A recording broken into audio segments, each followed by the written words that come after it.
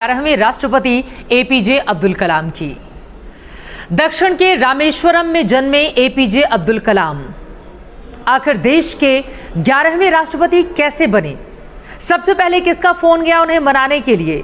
APJ Abdul Kalam missile man के तौर पर जिनकी पहचान है इस देश में, बच्चों के बीच इतने ज्यादा लोकप्रिय वो कैसे रहे?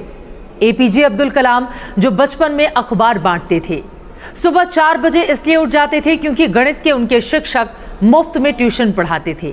लेकिन इसके लिए भी सुबह 4 बजे उन्हें सबसे पहले स्नान करना था, क्योंकि जिन 5 बच्चों को वो फ्री में गणित की पढ़ाई करवाते, वो अगर बिना नहाए जाते थे तो फिर वो शिक्षक उनको वापस भेज देते।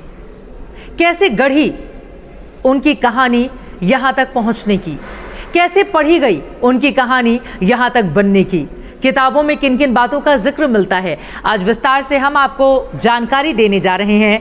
देश के 11वें महामहिम के बारे में, उनकी पूरी कहानी, पूरी कथाएं, कैसे बने वो देश के राष्ट्रपति। लेकिन उसके पहले आपको जल्दी से बता देती हूं, गोरखपुर विश्वविद्यालय जहां से मैंने पढ़ाई की है, वहां पर एपीजे अब्दुल कलाम बतौर राष्ट्रपति आने वाले थे। एनसीसी की ओर से गार्ड ऑफ ऑनर की तैयारी चल रही थी, लेकिन बिल्कुल आखिर में हमें रोक दिया गया ये कहते हुए कि सुरक्षा कारणों से गार्ड ऑफ ऑनर नहीं हो सकता है। अब हम लोग एनसीसी कैडेट बेहद निराश, क्योंकि एपीजे अब्दुल कलाम जो सबसे ज्यादा राजनेताओं से भी कहीं ज्यादा वो बच्चों के बीच में लोकप्रिय थे। छात्र उन पर आंख बंद करके भरोसा करते, वो जो बातें कहते हैं उसको एज इट इज मान लिया जाता था। उनकी किताबें आती तो वो हाथों हाथ बिक जाती थी। अब हमारे सामने दिक्कत ये थी कि एपीजे अब्दुल कलाम से मुलाकात कैसे की जाए। बहुत सारे तरीके हमने अख्तियार किए, लेकिन आखिर में ये हुआ कि सिर्फ 2 ऐसे एनसीसी के कैडेट्स होंगे। चूंकि मैं सीनियर थी तो इस वजह से अपना एक्सपीरियंस शेयर करते हुए उनकी कहानी में मैं आगे बढ़ूंगी। तो मेरी हाइट की एक सेम मेरे साथ सीनियर दीदी थी। हम 2 लोगों को चुना गया जो राष्ट्रपति के पास आते हैं। कैंडल लाइट जब वहाँ पर मोमबत्ती जलाई जाती है पूजा पाठ करने के लिए, आराधना करने के लिए, कार्यक्रम के शुरुआत के लिए, उस समय के लिए हमें चुना गया। तो हमें कैंडल लेकर स्टेज पर जाना था। तो उस समय हम दोनों लोग पहुंचे और हमारा सिलेक्शन हुआ। राष्ट्रपति जी ने हम लोगों से बातचीत भी की, क्योंकि हम बहुत छोटे थे। तो ये मेरा छोटा सा एक्सपीरियंस था। लेकिन अब आ जाती हूँ मैं महामहिम की कहानी पर, क्योंकि मुझे उनको बिल्कुल करीब से देखने का, उनसे बात करने का मौका मिला है। इस वजह से बहुत ज़रूरी था कि मैं अपने अनुभव को आप लोगों तक ज़रूर पहुँचाऊँ। एपीजे अब्दुल कलाम अक्टूबर 1931 को रामेश्वरम में वो जन्म लेते हैं। 5 भाई 5 बहनों में वो एक सामान्य परिवार, जहां पर उनके पिता नाविक के तौर पर काम करते हैं। नाव को किराए पर देने के लिए भी उनकी ओर से बहुत सारे इंतजामात किए गए रहते हैं, लेकिन पैसों की किल्लत हमेशा उनके परिवार में बनी रहती थी। यही कारण रहा कि पढ़ाई के लिए वो अपने दोस्तों के घर भी चले जाते थे, ताकि वहां पर किताबें उनको आसानी से उपलब्ध हो सकें। एपीजे अब्दुल कलाम थोड़े बड़े होते हैं, बाहर वो पढ़ाई करना चाहते हैं, लेकिन बड़ी मुश्किलें उनकी राहों में आती हैं। जब वो 8 साल के थे, आपको बताते चले, उस समय अखबार बांटने का काम उनकी ओर से किया गया, ताकि शिक्षा के लिए, अपने एजुकेशन के लिए, पढ़ाई के लिए वो थोड़े पैसे इकट्ठा कर सकें। और इस तरह से अखबार बांटने का काम भी देश के महामहिम की ओर से किया गया था। फिलहाल अब आगे बढ़ते हुए सबसे पहले आपको जानकारी दे देते हैं कि फ़ोन किसका गया था। तारीखों के हिसाब से आपके लिए बताना बेहद ज़रूरी है। दरअसल जून का वक्त था। एना यूनिवर्सिटी में वो क्लास लेकर लौट रहे थे, तभी एना यूनिवर्सिटी के जो वाइस चांसलर थे उनसे उनकी मुलाकात होती है। उन्होंने कहा कि आपके लिए कई बार दिल्ली से फ़ोन आ चुका है, तो प्लीज़ आप आइए मेरे ऑफिस में और आपसे बातचीत कोई करना चाहता है राजधानी दिल्ली से, वो फ़ोन आपके लिए ही है। तब तक ये पहुँचते हैं, इंतज़ार करते हैं। थोड़ी देर में फ़ोन की घंटी बजती है। दिल्ली से फ़ोन जाता है और कहा जाता है कि प्रधानमंत्री अटल बिहारी वाजपेयी आपसे बातचीत करना चाहते हैं। एपीजे अब्दुल कलाम वहाँ पर बैठ जाते हैं, वो इंतज़ार करते हैं। उसके बाद अभी पीएम के वहाँ से फ़ोन आने वाला होता ही है, उसके ठीक पहले तब के आंध्र प्रदेश के मुख्यमंत्री चंद्रबाबू नायडू की ओर से उन्हें सेल फोन पर कॉल की जाती है और उनकी ओर से कहा जाता है कि प्रधानमंत्री का आपके पास फ़ोन आएगा, लेकिन आप ना बिल्कुल नहीं कहेंगे। और फिर इतना इशारा देकर वो फ़ोन को रख देते हैं। बाद में अटल बिहारी वाजपेयी का फ़ोन आ जाता है। एपीजे अब्दुल कलाम को तमाम बातें बताते हुए उन्होंने कहा कि ये देश के लिए सौभाग्य की बात होगी, गर्व की बात होगी कि अगर आप देश के महामहिम बनेंगे। और हम एक मीटिंग से लौट रहे हैं और उस मीटिंग में इसी बारे में फैसला लिया गया है कि एपीजे अब्दुल कलाम को यानी कि आपको अगले राष्ट्रपति उम्मीदवार के तौर पर एनडीए की ओर से आगे रखा जाएगा। कलाम साहब ये बातें सुनते हैं, प्रधानमंत्री जी की ओर से कहा जाता है कि आपकी हाँ या फिर ना का हमें इंतज़ार है। तो उन्होंने कहा कि आप मुझे थोड़ा सा वक्त दीजिए, मैं आपको बताता हूँ। फिर दोनों के बीच बातचीत ख़त्म हो जाती है और उसके बाद मौका आता है 2 घंटे के बाद, जब अपने दोस्तों को, करीबियों से बातचीत करने के बाद एपीजे अब्दुल कलाम ने फैसला लिया और फिर उन्होंने प्रधानमंत्री अटल बिहारी वाजपेयी को फ़ोन करके हाँ में जवाब दिया कि हाँ, मैं राष्ट्रपति का उम्मीदवार बनने के लिए तैयार हूँ।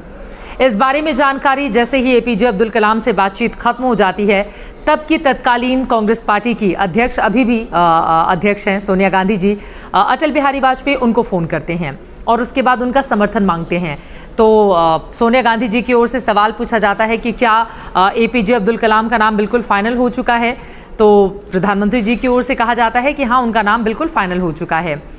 फिर सोनिया गांधी की ओर से थोड़ा वक्त मांगा जाता है। अपने तमाम नेताओं से विचार विमर्श करने के बाद सोनिया गांधी ने अपने तमाम सहयोगी दलों से भी बातचीत करने के बाद 17 जून 2002 को एपीजे अब्दुल कलाम की राष्ट्रपति उम्मीदवारी को समर्थन देने की घोषणा कर दी। उस समय जैसे हम सब जानते हैं कि वोट मांगने के लिए या बाकी दलों का भी समर्थन, जो भी राष्ट्रपति का उम्मीदवार होता है वो ये चाहता है। एपीजे अब्दुल कलाम को एक तरफ एनडीए का समर्थन मिल गया था, दूसरी तरफ यूपीए में खासतौर से कांग्रेस पार्टी और उसके कुछ समर्थक पार्टियों ने अपना पूरा भरोसा जताते हुए उनकी उम्मीदवारी का समर्थन कर दिया गया था। लेकिन लेफ्ट पार्टीज उनकी उम्मीदवारी का समर्थन करें ऐसा कलाम साहब चाहते थे, लेकिन लेफ्ट ने अपना अलग उम्मीदवार मैदान में उतार दिया था। यानी कि लेफ्ट पार्टियों ने अपना उम्मीदवार उतारा, लेकिन कांग्रेस पार्टी ने एनडीए का समर्थन करते हुए एपीजे अब्दुल कलाम के नाम पर मोहर लगा दी। और इस तरह से 18 जुलाई 2002 को एपीजे अब्दुल कलाम ने राष्ट्रपति चुनाव में जीत हासिल की और 25 जुलाई 2007 तक वो भारत के राष्ट्रपति बने रहे। आपको बताते चलें कि एपीजे अब्दुल कलाम साहब इस तरह से देश के महामहिम बन गए। और जब रिजल्ट डिक्लेयर किया गया, चूंकि अब कल द्रौपदी मुर्मू जी का भी रिजल्ट आना बाकी है, हालांकि उनका राष्ट्रपति चुना जाना तय माना जा रहा है, लेकिन द्रौपदी मुर्मू के बारे में कहा जा रहा है कि 60 से लेकर 65-70 के आसपास उनको जो क्रॉस वोटिंग है उसके जरिए माना जा रहा है कि वोट हासिल हो सकते हैं। लेकिन तब एपीजे अब्दुल कलाम को 90% वोट हासिल हुए थे। इसके पहले मैंने आपको जानकारी दी थी नारायणन साहब के बारे में, के आर नारायणन को, जो देश के पहले दलित राष्ट्रपति थे, उनको 95% वोट मिले थे। यहाँ पर इन्हें 90% वोट मिले और यकीनन जो 2 बड़ी पार्टियां थी उनके समर्थन से देश के 11वें राष्ट्रपति बनते हैं एपीजे अब्दुल कलाम। इसी के साथ ही साथ कुछ और बातें हैं जिसके लिए आपको ये बातें बताना बहुत ज़रूरी है। विंग्स ऑफ फायर, मुझे उम्मीद है कि आप में से ज़्यादातर लोगों ने ये किताब एपीजे अब्दुल कलाम साहब की ज़रूर पढ़ी होगी। अगर आपने नहीं पढ़ा तो आप ज़रूर जाकर पढ़ें। अगर आप थोड़ा भी इंटरेस्ट रखते हैं और आप चाहते हैं कि आप मोटिवेट हों, आप चाहते हैं कि आप आगे बढ़ें, आप चाहते हैं कि बड़े लोग कैसे बनते हैं, उनको गढ़ते हुए, उनको बुनते हुए, बनते हुए अगर हम देखना चाहते हैं, तो इस किताब को आप हाथ मिलेंगे तो तमाम वो वीडियोज़, वो विजुअल्स आपकी आंखों के सामने से यूं ही तैरते हुए चले जाएंगे। फिलहाल मैंने आपको बताया कि किस तरह से राष्ट्रपति बने एपीजे अब्दुल कलाम, लेकिन इसके पहले थोड़ा इतिहास में जाना जरूरी है। 1974 तब इंदिरा गांधी इस देश की प्रधानमंत्री थीं। आपको बता दें, हिंदुस्तान की ओर से तब भारत में पहला मूल परमाणु परीक्षण हुआ था और एपीजे अब्दुल कलाम साहब की भी उसमें महत्वपूर्ण भूमिका थी। यूं ही मिसाइल मैन की उपाधि उनको नहीं दी गई। इसके बाद 1998 में जब अटल बिहारी वाजपेयी प्रधानमंत्री थे, पोखरण में जब परमाणु परीक्षण हुआ था, हालांकि बाद में उसके बाद कुछ विकसित देशों की ओर से हिंदुस्तान पर प्रतिबंध भी लगाए गए थे कुछ मायनों में, लेकिन उस समय भी निर्णायक भूमिका एपीजे अब्दुल कलाम की थी। यानी कि 2 बार जब परमाणु परीक्षण हुए और ये दोनों ही बार बेहद महत्वपूर्ण थे हिंदुस्तान के लिहाज से, एपीजे अब्दुल कलाम की भूमिका उसमें काफी ज्यादा निर्णायक रही थी। आपको ये भी बताते चलें कि परमाणु हथियारों के क्षेत्र में हिंदुस्तान, भारत कैसे सुपर पावर बने, इसको लेकर अब्दुल कलाम की ओर से लगातार न सिर्फ वैज्ञानिकों से बल्कि अलग अलग देशों से भी जो भी उनके मित्र थे उन सभी से बातचीत करते, वो पढ़ाई करते, वो हमेशा हिंदुस्तान को सुपर पावर बनाने। इसीलिए इंडिया 2020 जब उनके इस विजन को हम पढ़ेंगे तो आपको समझ में आएगा कि भारत 2020 तक किस तरह से अपनी तमाम क्षमताओं के बलबूते आगे बढ़ता हुआ चला जाए, इसका जिक्र बार बार वो किया करते थे। खासतौर से जब राष्ट्रपति के तौर पर अलग अलग स्कूल कॉलेजों में उनको बुलाया जाता था और स्टूडेंट से मुलाकात के दौरान इन तमाम बातों का जिक्र उनकी ओर से किया जाता था। इसके पहले कि मैं आगे बढ़ूं, उनके बारे में कुछ और जानकारी दूं, लेकिन उसके पहले आपको बताते चलें कि आज के दौर में हिंदू और मुस्लिम की पॉलिटिक्स किस तरह से की जाती है ये बताने की ज़रूरत नहीं है, लेकिन एपीजे अब्दुल कलाम को पढ़कर, देखकर, सुनकर हम समझ पाएंगे कि हिंदुस्तान का मूल चरित्र आखिर कैसा है। एक तरफ एपीजे अब्दुल कलाम कुरान पढ़ते तो वहीं दूसरी तरफ भगवत गीता का भी उनको ज्ञान था, क्योंकि उसको भी बड़ी तल्लीनता से उनकी ओर से पढ़ा गया था। आपको बताते चलें, कर्नाटक भक्ति संगीत हर दिन वो सुनते थे और हिंदू संस्कृति में वो बहुत ज़्यादा विश्वास करते थे। आगे बढ़ते हुए एक बार की बात है जब एपीजे अब्दुल कलाम को उनके टीचर की ओर से कहा गया कि आप तो अपने मुस्लिम दोस्त के पास मत बैठा कीजिए। इसके पीछे की कहानी, किताबों में जिन बातों का जिक्र है, मैं बिल्कुल उसी तरह से आपको बता देती हूँ।